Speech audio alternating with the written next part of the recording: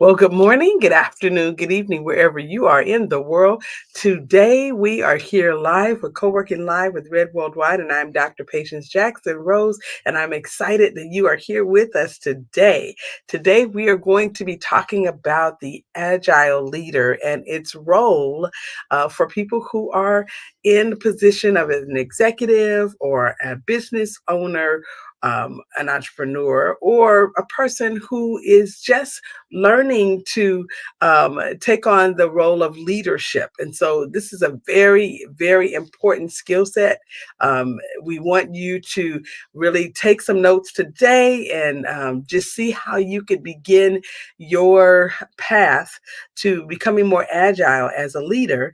But before we get started in this today, I want to remind you that we do have resources to assist you as you're learning some of these skills that we have been talking about. Red Worldwide is an educational support services company, so we do provide a lot of educational resources. So if you find something that we've been talking about in our previous broadcast or something that you see today, and you are interested in having access to it, remember all of these videos are in a uh,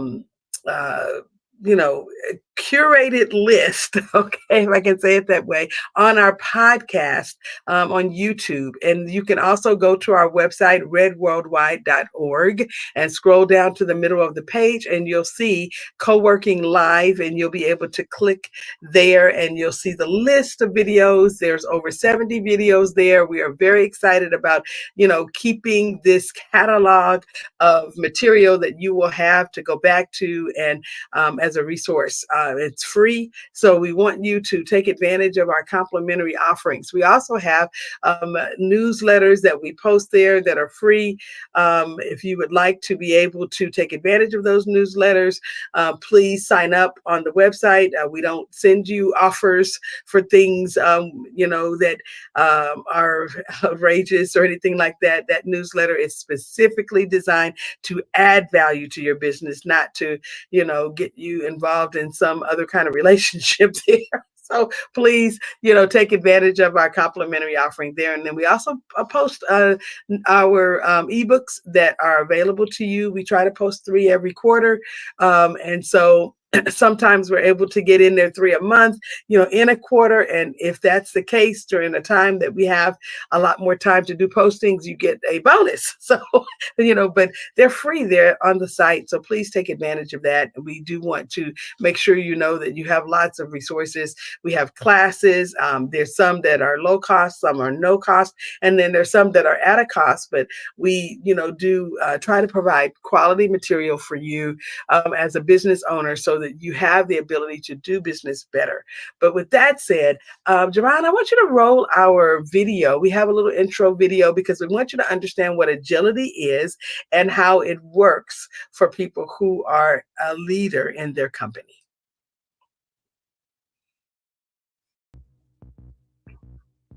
Hey, have you heard about Agile leadership? Yes, I have. It's a leadership approach that emphasizes flexibility and adaptability. Exactly. Did you know that being agile in business is becoming more and more important? Yes, I heard that agile leadership can help businesses stay competitive in today's fast-paced environment. That's right. Here are 5 key reasons a business owner, executive, or CEO would want to adapt an agile leadership style. Okay, I'm listening. What's the first reason? The first reason is that agile leadership enables faster decision-making. It allows leaders to respond quickly to changes in the market and make informed decisions. That makes sense. What's the second reason? The second reason is that agile leadership promotes innovation. It encourages teams to experiment and try new things, leading to new ideas and solutions. Interesting. What's the third reason?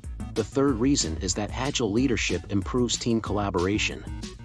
It emphasizes teamwork and communication, leading to better collaboration and productivity. I can see how that would be beneficial. What's the fourth reason? The fourth reason is that agile leadership increases customer satisfaction. It allows businesses to respond quickly to customer needs and deliver products and services that meet their expectations.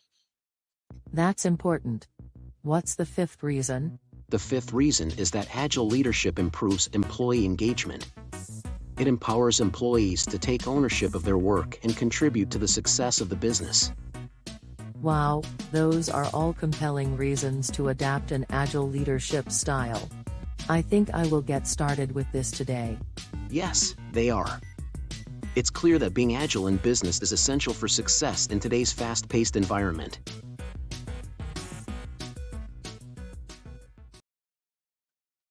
Okay, well, I just want to thank our little AI assistants for sharing that information with us today.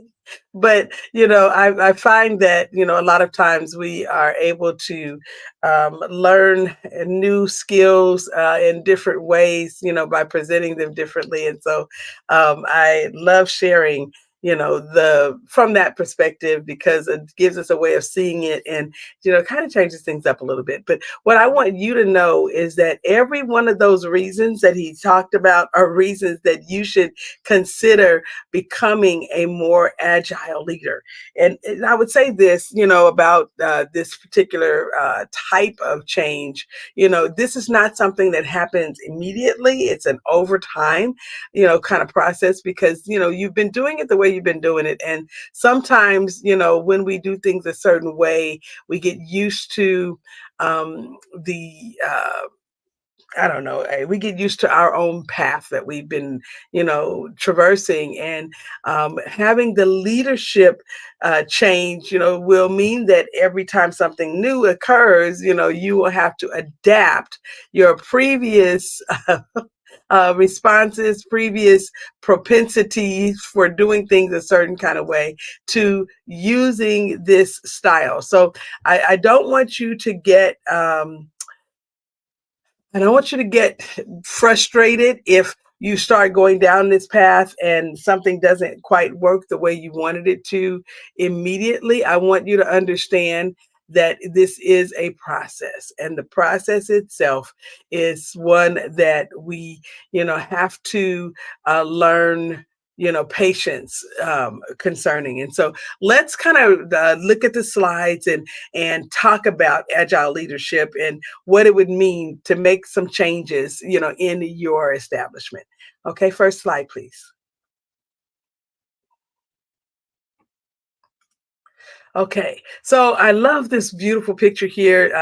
We see the gentleman, he's in his business suit and he is, setting sail. I mean, he is getting ready to, go up, on a journey, a voyage. And we see that, when we're talking about navigating change with confidence, it is something like that. It does,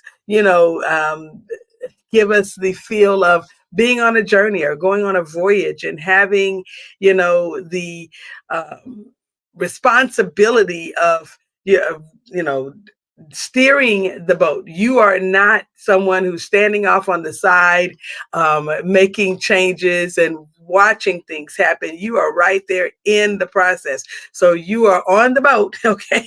You're steering it and you are taking responsibility for the leadership of these wonderful people that are on your team, and the I guess I would call it the journey itself, is although I talk about journeys, in a different way than others many times because I talk about them being an ever-changing landscape. And if you can imagine that you're walking down the street and as you're walking, every at every turn, things just change, and that's literally how it happens in business. Sometimes it's the same for, shorter periods of time, but because things, happen differently in our markets, things happen differently in industries.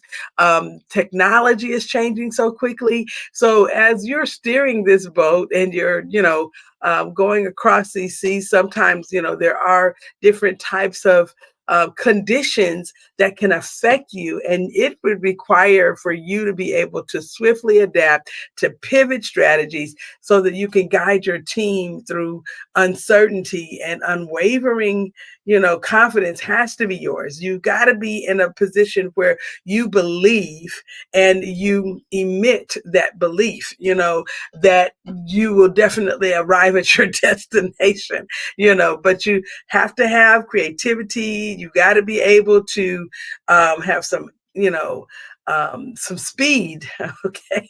And when you are moving about in the business landscape, because some things happen without your knowledge and they happen so quickly that you just are not available, well, I won't say available. You're available, but the changing dynamics sometimes helps to make it such that you may not be able to move, the way that you normally would if you had a lot more time to make a decision.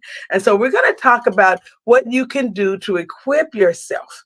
How do you have this agile leadership, acumen, okay? And how do you put it in your toolbox and your arsenal so that you can, move about with this skill and people can see what you do, and then they can begin to take on the same type of skill set, with, I would say with excellence, so that, they will also be able to lead the people that they are leading. So let's talk about what agile leadership is. In truth, next slide, please. Is the capacity really to rapidly and effectively adapt. You have to be able to adapt to circumstances that shift, and they shift without your permission, okay? While maintaining a laser focused long-term objective. You got to see the end game. And some of you who have coached with me, who might be watching this, you've heard me talk about focus on the end, focus on the end. You can't get stuck in what is going on right now, and you have to, if you've been in our backwards business planning workshop, that we talk about the fact that we look at the end result and we course our path back to your day one. Sometimes day one might be day three, okay? If you're just getting started with the process or you're just learning about this, and you've been at this a little while, or a couple of days, okay? You may have made some mistakes. And so you might have to pick up the pieces and start with your agile leadership role, after you've been in this, for a few days, and when I say a few days, it could be a few years. But the point that I'm making is that you got to have this proactive rather than reactive framework, okay? And you got to be able to anticipate and embrace change instead of merely responding to it. I'm writing a new book right now. It's one of our Power Stations installments, in our series, and it's for women. And in this book, as I'm writing, one of the things I talk to women about is about being able to, have conversations when you're in the middle of change. How do you have a power-filled conversation when it feels like everything underneath you is moving and changing, and it's doing it at a rate that is just almost unconscionable? It's like, oh my God, I didn't, this is moving too fast. I really want to slow the world down so that I can, feel better about the decisions that I'm making. But sometimes you don't have that kind of time. And so I'll say the same thing to you leaders.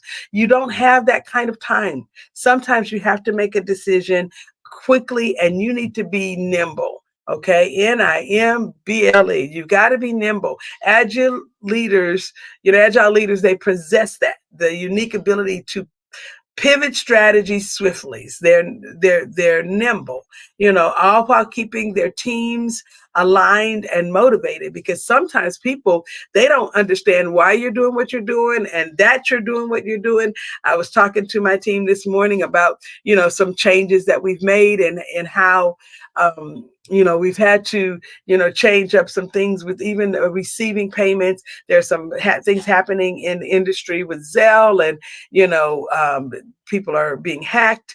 And so, that calls for us to have a tighter knit strategy on how we do things. We remember when there was a big issue with people cloning cards, and that happened, not that long ago. Okay, where we were the subject of such of a situation where someone cloned our cards, and they got access. They got inside of my computer, and they were able to get access to some of our credentials. And in doing so, they took money, and the bank had replaced a lot of it. But unfortunately, the way that they did it, it left us with big gaping holes, thousands of dollars that we had to recoup, and we had to, we had to go through a few things. We lost some of our credibility because of that, and we had to regain that credibility. And so it was so important that in those moments, as soon as we realized what was going on, that we were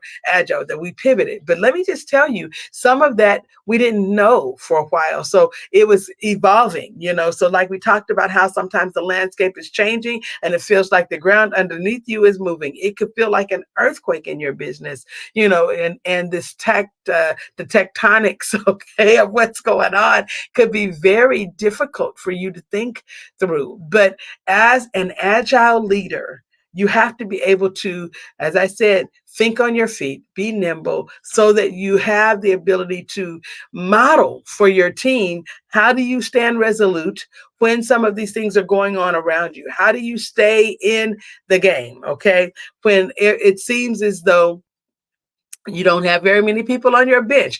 How do you, that are still able to play, I should say? How do you remain, constantly evolving? How do you remain in that position where you're constantly evolving to adapt to what the changes are, so that your company is still around, okay, to be able to serve the people that you have been designed to serve? The importance of agility is one that we have to really look at, because our volatile business landscape, has created this opportunity. And I call it an opportunity. Some people don't necessarily call, these the requirements of change an opportunity, because they just haven't been in business long enough to see it that way. And so what happens is they get really disheartened when something changes that creates an opportunity for them to change. They really get upset about what's going on around them, and the energy that goes, and the frequency that you have to develop out, that goes into everything when stuff is changing like that, could be really affected if you yourself are not in a position where you have this breakneck speed, in making the changes. Crises can emerge, and they come without warning. Unfortunately, we don't get, a post-it note every time something is going to happen in the market. Okay. So, it has transitioned us from, just having agility as a desired trait to having it as an essential skill. I mean, it's just absolutely necessary. And so the one thing that I will say to you as a leader is that as you are developing your character, and I mean, there are moments that are just better character building moments than others, when things are falling around you and you don't exactly know what to do, and you're having to make these quick decisions, on your best day. Okay. Sometimes it seems like it feels like it's your worst day. But when you are able to seize opportunities faster, to mitigate risks more effectively, and foster a culture of continuous innovation, your company shows up, differently, and you will be around to tell the story to someone else who might be coming up after you, when you have accomplished, one feat after another. Next slide, please. So what are the characters of an agile leader? How do you know that a person is agile? Well, let's look at these three things, because I want you to, I don't want us to go down this, the whole list of 10 and all of that. I just have kind of, taken it and really condensed it down to three main things, because I really want you to take this and be able to use it today. I don't want you to have to, to work on this for months. You might have a situation that shows up tomorrow. The landscape of business might change, this afternoon. And I need you to be ready to take on, whatever comes, with a new attitude. So let's look at the three things that are characteristics of agile leaders. Well, the first thing is you have to be a visionary thinker. Not just a visionary leader, but a visionary thinker. Okay, so agile leaders possess this uncanny ability to anticipate change. How do you anticipate change? You got to be able to sense it, to feel it. It's kind of interesting. People who are around me, they watch me in certain situations, and they watch the way I answer questions when I'm like in interviews or when I'm working with people. I've heard someone who's been on, when sometimes I'll have 2 or 3 people on a session, and I'm working with one person mainly, but their insurance professional might be there, or their accountant might be there, or maybe their tax professional might be there. And I hear them say things about my ability to respond to the question that the client has asked.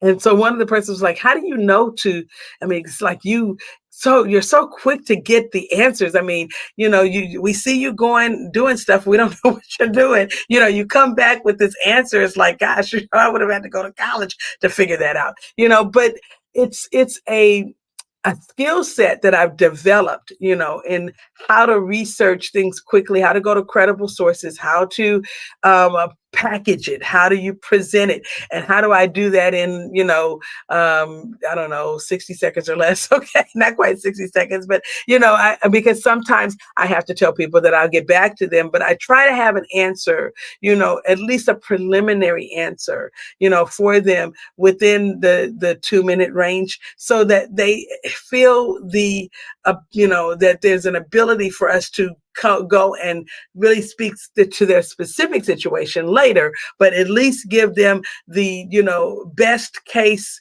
scenario, or the best opportunity, from whatever the code is, the commercial code or tax code or whatever we're working with at the time.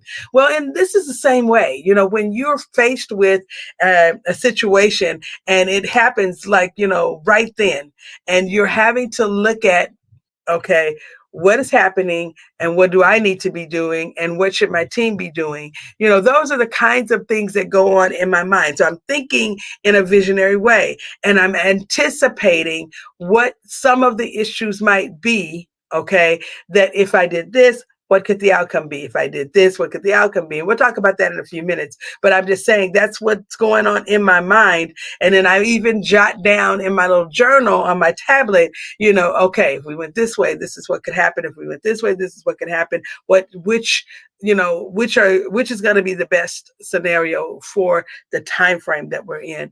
And so you're constantly scanning the horizon for emerging trends, potential disruptions, new opportunities, and that kind of forward thinking approach, it allows you to steer your organization proactively rather than merely reacting to the changes as they occur. I am a person that is not reactive. I have to tell you this, I'm not a reactive person.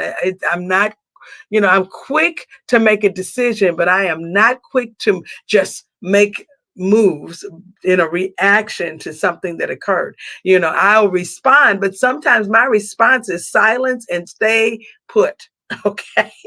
And so to some people that seems like it's not a response, but it really was a response. It was a response of, just standing still and allowing things to play out just a little bit, before we make a move, because it's sometimes in that, because of the opportunity that gets created because of whatever this thing is happening, by standing still while everybody else is scattering, there might be, the ability for you to take action in a situation, and you could gain clients, you could pick up the,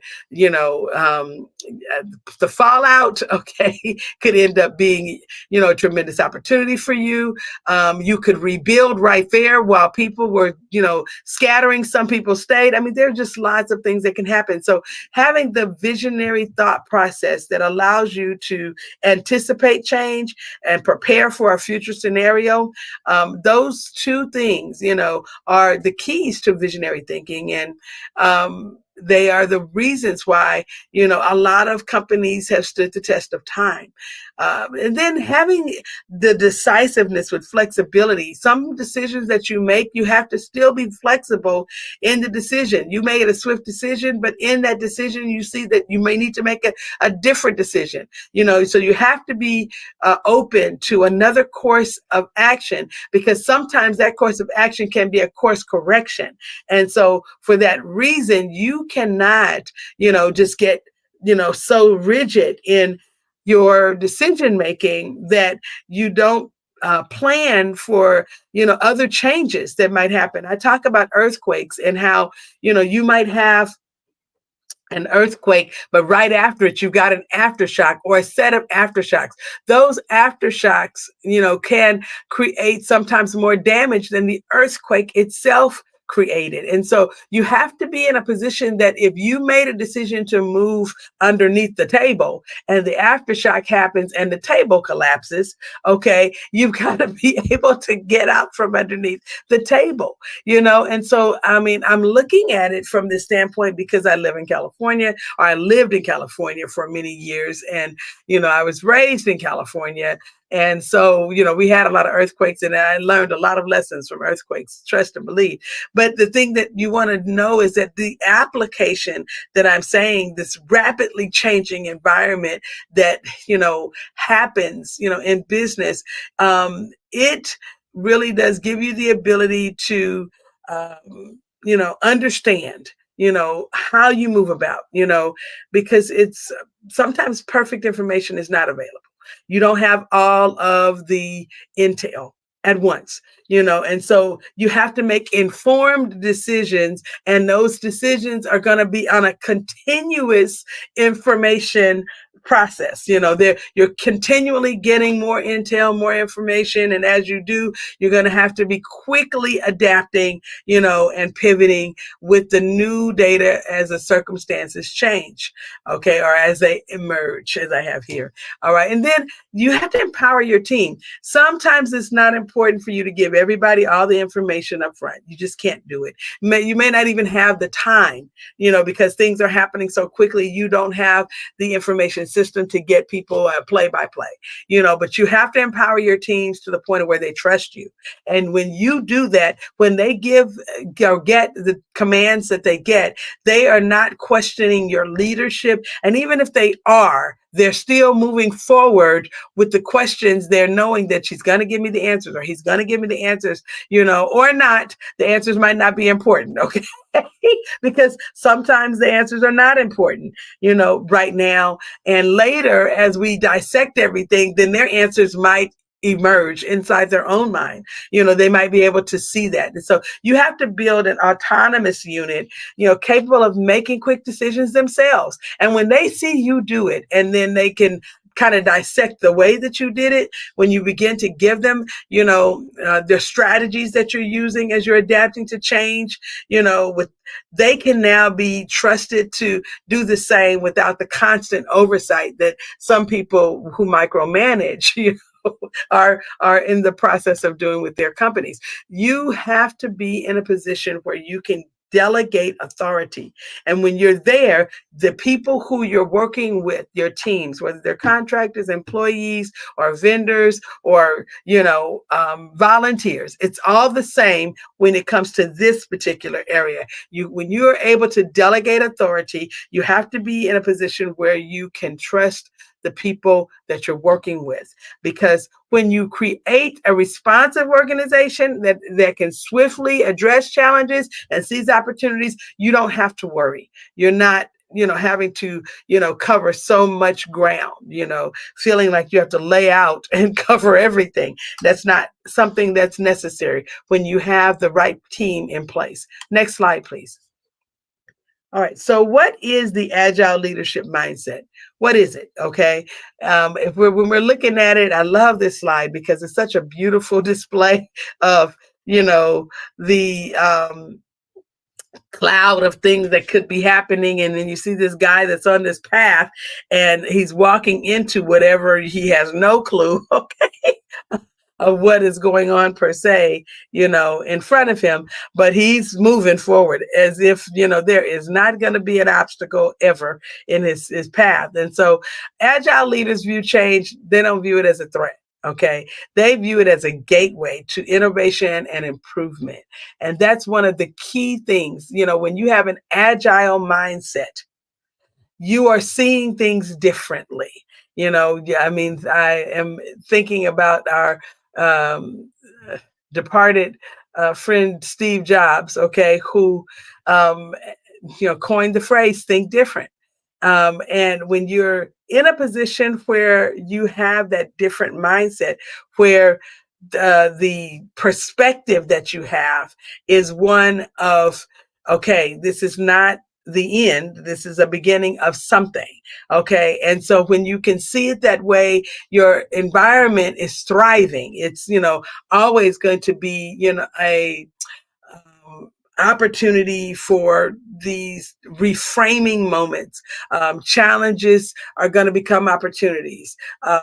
Changes are going to be opportunities. Okay. Agile leaders inspire their teams to approach change with enthusiasm and creativity. Then the other thing is the agile leadership mindset is one of continuous learning. It doesn't stop. You got to be in a commitment to have this ongoing ability to, acquire new skills and knowledge, but be willing to unlearn outdated practices. If stuff is not working, then you need to ditch it. Okay. And be careful about holding on for things too long for nostalgia purposes. This is part of what makes us, this is our brand. You can rebrand. You can actually take those things and stand on them as foundations, but, understand that agile leaders cultivate a growth mindset. Okay. Constantly looking for new insights, new approaches, and enhancing their leadership effectively. Okay. Um, and being effective is more important, okay, than being right some of the times, because sometimes, we go over, or we over emphasize, I've got to be right. I've got to make sure that this is the right move, for our company. But when you get down the road, sometimes what you thought was the right move turns out to have been a cog in your wheel. So understand that being effective, you know, prioritizing your efficacy as a leader, okay, is more important. Letting people know that, hey, I don't have all the answers today. And what was right yesterday may not be right for us tomorrow, because our landscape is changing and we have got to adapt.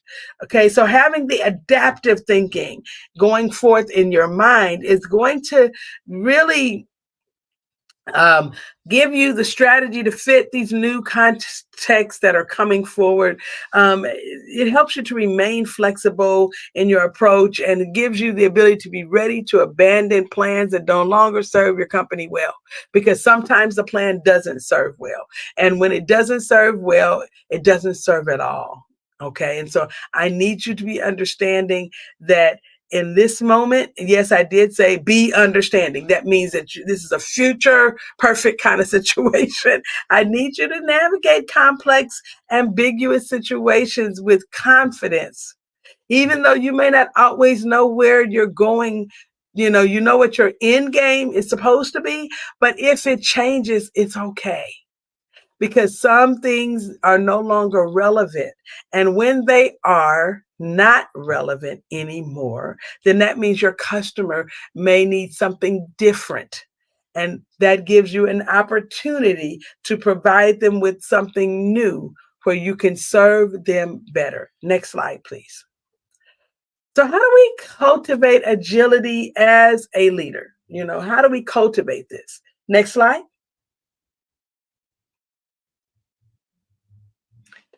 We have to foster a culture of experimentation.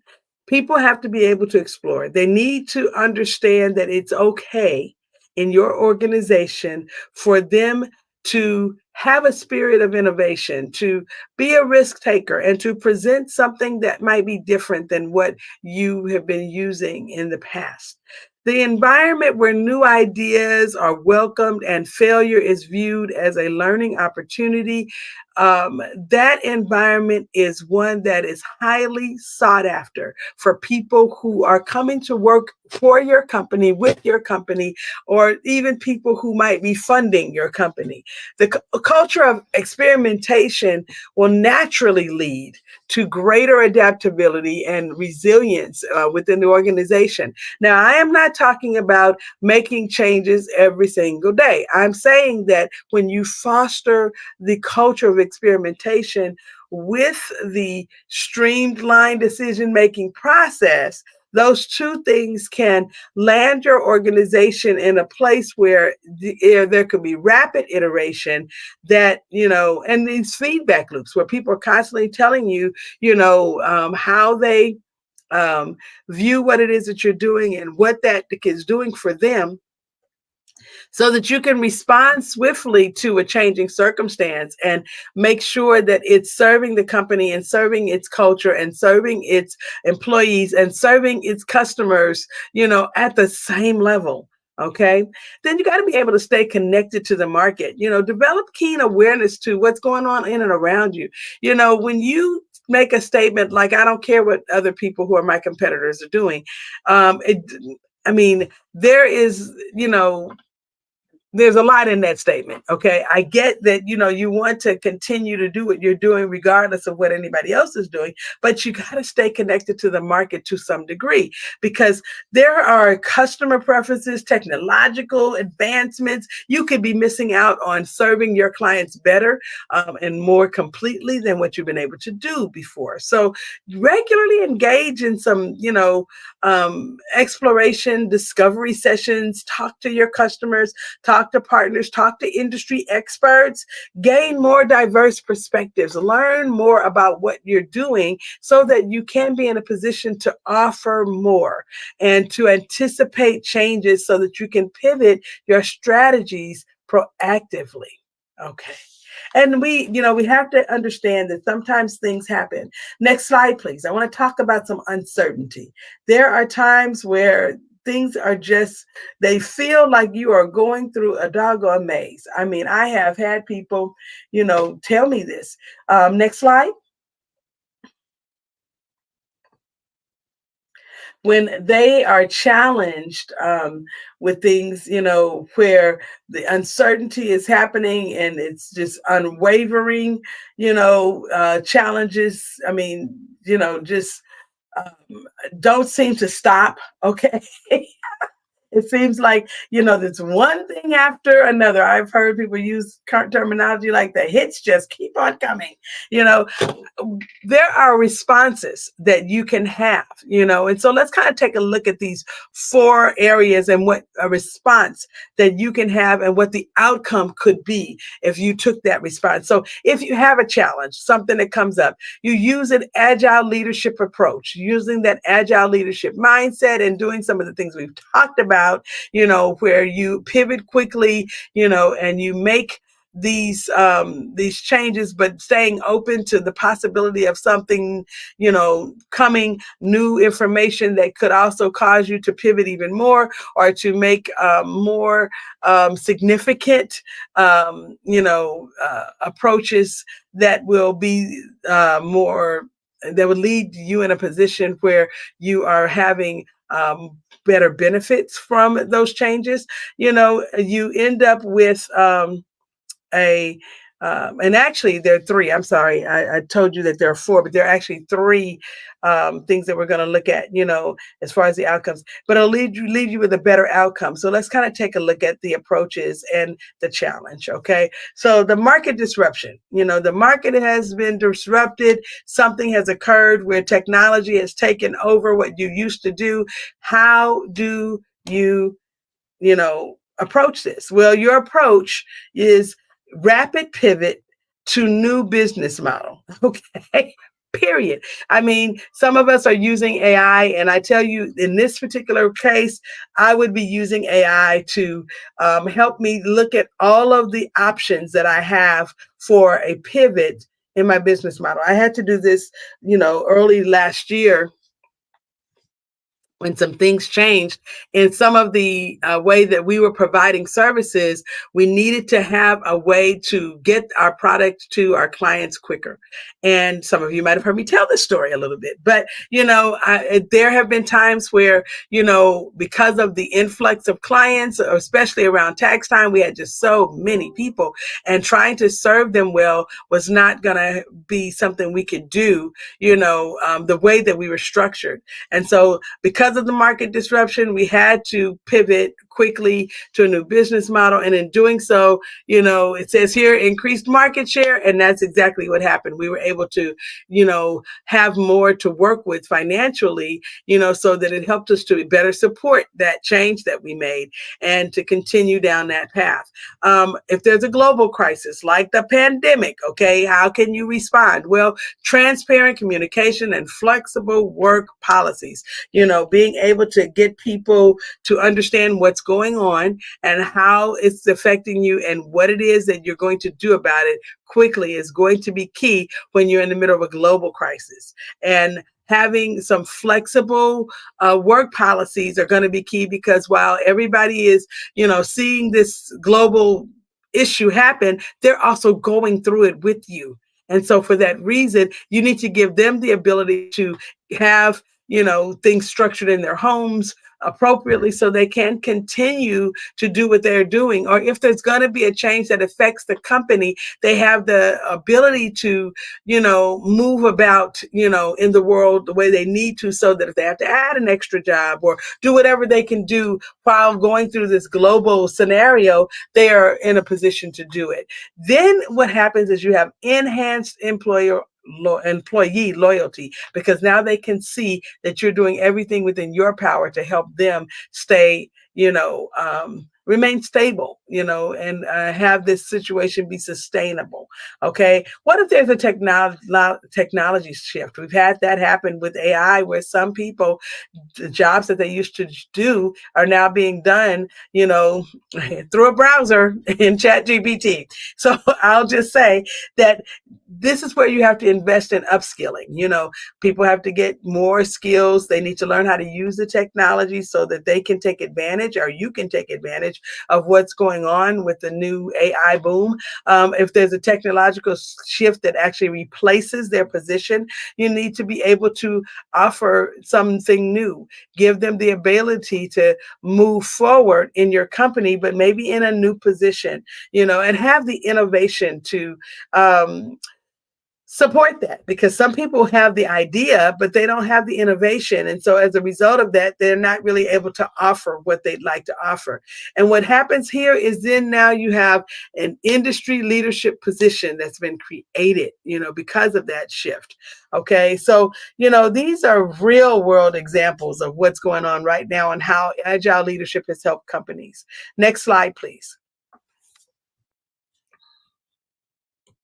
So I want you, if you have your phone, to take a picture of this, because when we start talking about building out an agile team and what cross-functional collaboration is continuous learning opportunities and agile methodologies, I don't have time to jump through all of these and really dissect them today the way I'd like to, but I really want you to understand that cross-functional collaboration has to do more with you unifying your teams. You might have different people working on different things, and when you're able to bring all the teams together so you can cross-pollinate the ideas from your accounting department to your sales department, so everybody can understand across the board how everything works, having a more holistic approach, having your media team, talk, and share, so that people who are in the content, they're not in the content development, but they're in the content creation. Okay. They're creating the content, but they may not be developing out all of the media assets. They can kind of understand how things work, for the media group. These cross-pollination activities are very important, inside of the company.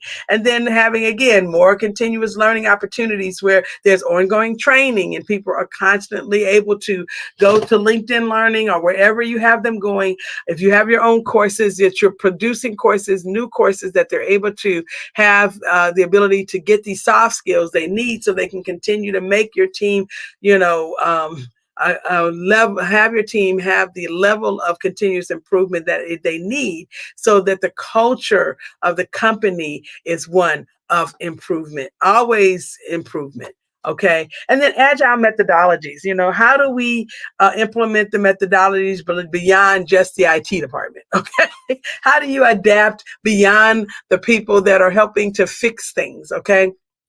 Like sprint planning and daily stand-ups and retrospectives across all teams. These are huge in the company. And on one of our Tech Thursdays, we're going to break down some of these things. How do you sprint plan? What is that? How do you, do some of these, stand-ups that we've kind of talked about, in this particular episode? And how do we get ourselves to use these skills so that we can not just talk about them in theory, but really implement. Next slide, please. So as we're looking at agility as a long-term leadership strategy, I want you to be thinking about these 4 things. Sustainable success. When you have agility leadership in place, okay, you have a type of leadership that cultivates, around you the model, okay, that others can follow.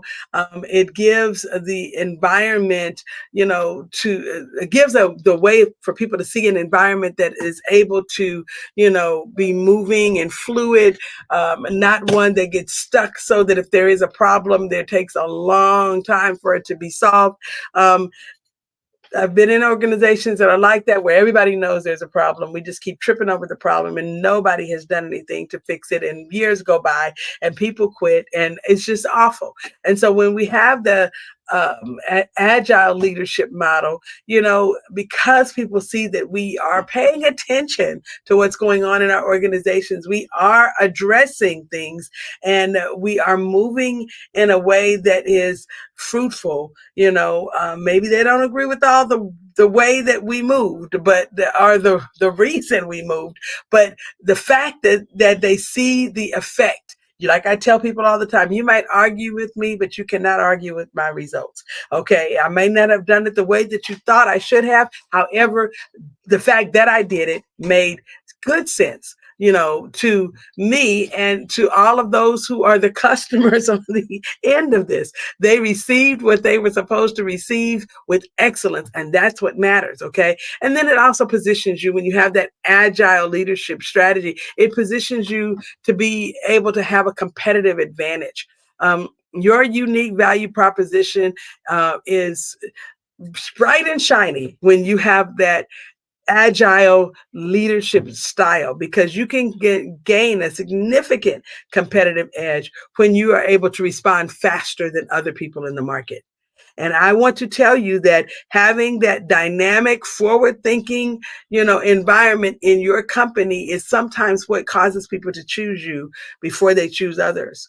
And then having it, as a part of your own personal growth, practicing agility for me has really been something that has added value to my own personal growth. It has changed me in ways that, I think are, powerful, because what it does is it causes me to always be evolving, to gain new skills that I can add into my arsenal so that I can continue to serve others better. When I have more to offer than I have, or a better ability to offer what I do have, I have, something that people can really take and utilize, okay?